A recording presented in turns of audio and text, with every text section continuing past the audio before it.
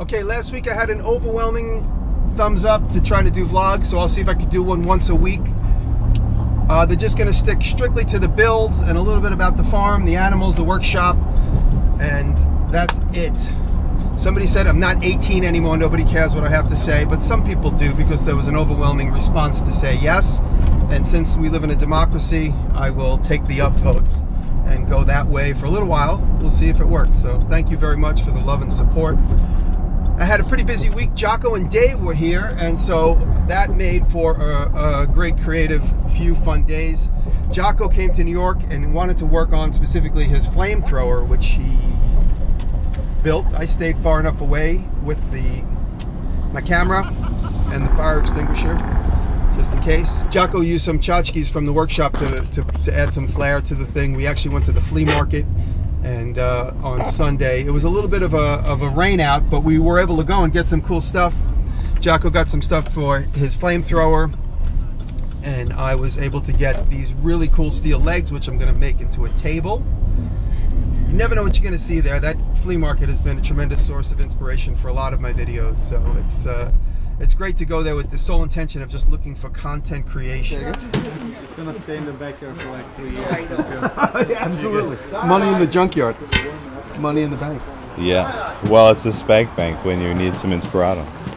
You can walk through it. I have a couple of these in the backyard, but they're like weird shape where they're not really conducive to. This is perfect. All I need is a giant slab on top of it. And what else did we do this week? We shot the cannon off. It's 1. We'll go with 1.5. Let's start with 1. This is a sprinkle. Feel that tension? Fire in a hole. Guys, here we go. Hey, ready? Fire in a hole. Yeah, let's go.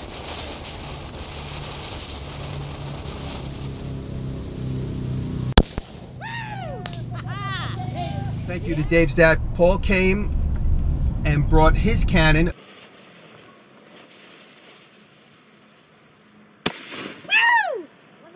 Coincidentally, same scale and size as mine. Takes a 1-inch steel ball bearing, which we shot mine, and then we shot Paul's. And big thank you to Ray Smith for bringing me the black powder and the fuses. That's enough tension. That's a shorty. We wouldn't have been able to do it without you, Ray, so thank you for thinking of me and bringing that. And Jocko, with his high-speed camera, we got some really beautiful shots. So many shots I wasn't able to use them all, but I'll insert them right here, right now.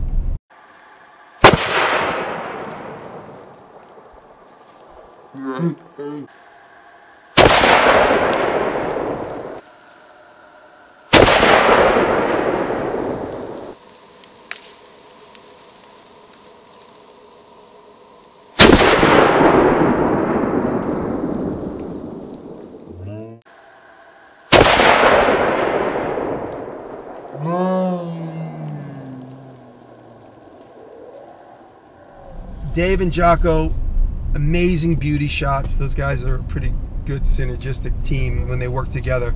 I watched them filming the flamethrower stuff, the beauty shots at the end, and they have a nice chemistry. There's a reason why those guys ended up being friends. It's awesome to see them work together. I put some chicken boxes in the chicken coop. The chickens are finally maturing enough to the point where that they can lay eggs in their own space. I had a DeWalt screw gun box in there for a while, and they kept laying eggs all the way to the left side, and so now they mostly lay eggs into the left side hen box, but they're slowly learning that they have their own spaces. It takes some time. A funny story this week, one of the chickens went missing on Sunday night. We have a dozen, and we counted 11, and I counted, Jocko counted, Dave counted, Taylor counted. We kept coming up with 11, so we searched the whole property. We couldn't find feathers. We were looking for the scene of the crime. We could not find feathers. We could not find anything. And I kept hearing this noise. Even while we were eating dinner, I heard this noise. At midnight, which was hours after we realized the chicken was missing, it occurred to me their feed bowl was upside down. It had been upside down since noon. This chicken was under the feed bowl for like 12 hours. Had no idea. Didn't even realize she was missing or that she was gone. The feed bowl gets flipped over all the time. When they stand on the edge, they flip it over. But anyway, she's safe and sound, and now we know better. We're going to get a bowl that will not flip over anymore. The amount of volume under the bowl does not seem like it's big enough to hold the chicken. I went to the sawmill this week to get some wood for the chalkboard, and while we were there, it occurred to me that this should have live edges. So I asked the guys there, they did not have live edge boards. Don't kill yourself.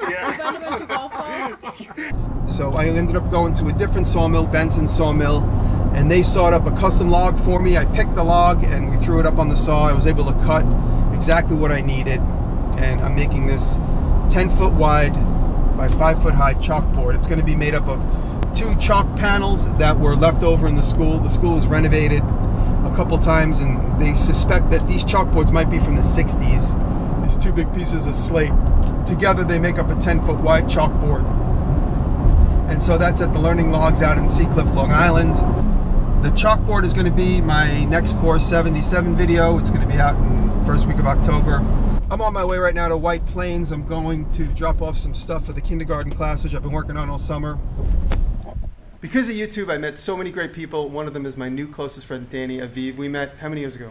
I think it's almost 4 years. It's about 4 years. Danny met me through YouTube. I picked you up online. He picked me up online, so we met through the internet. I'm a teacher, and I was jazzed by his, like we all are, about all he was doing. I tried to learn from it, and I had my students write to him and invite him to class. And so because of Danny, I got to do this classroom. I did the Maker Space tables. That's a previous video. And lots of stuff, my TEDx talk. Danny has enlightened my world, so thank you, Danny. Just want to say thank you. Come on.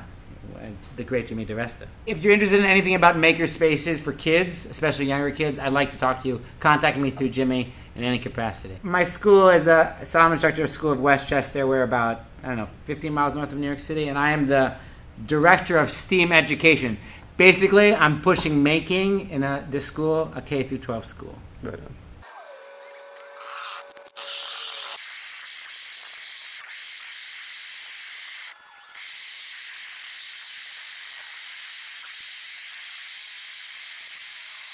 This is David, aka Jets Juggler on Instagram, and we just schlepped the Paul Evans piece to his apartment. We did. Thank you, Jimmy. So this is for Dave. Dave is also a lawyer. Let me ask you something. Do I have to show my ID if a cop asks? Well, in New York State, there are different levels of acceptable police intrusion, going for a founded suspicion to probable cause.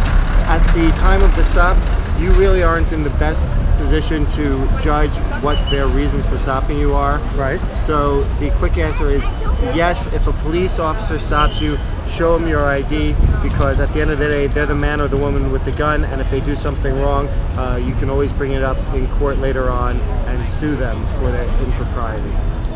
So you say give it out. If you get a ticket, you could always sue later. Exactly. And if they do something improper and they charge you criminally, usually the judge will suppress that evidence which they obtained improperly, because that is the penalty for police misconduct criminally, is to suppress the fruits of whatever they discover. You should start a YouTube channel. Perhaps I will.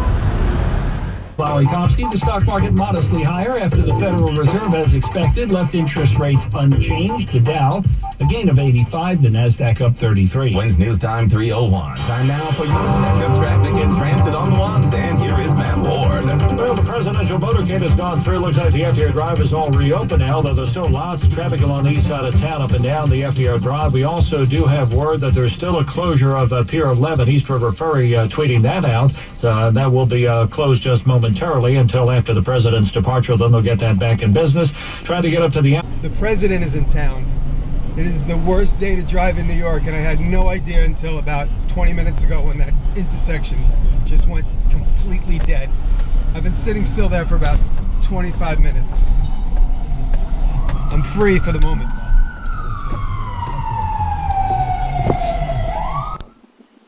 Look at him. He's so cute. Look at that little mole. Look at that little guy. That is adorable. If I showed this to Taylor, she would want to keep him. Oh, God.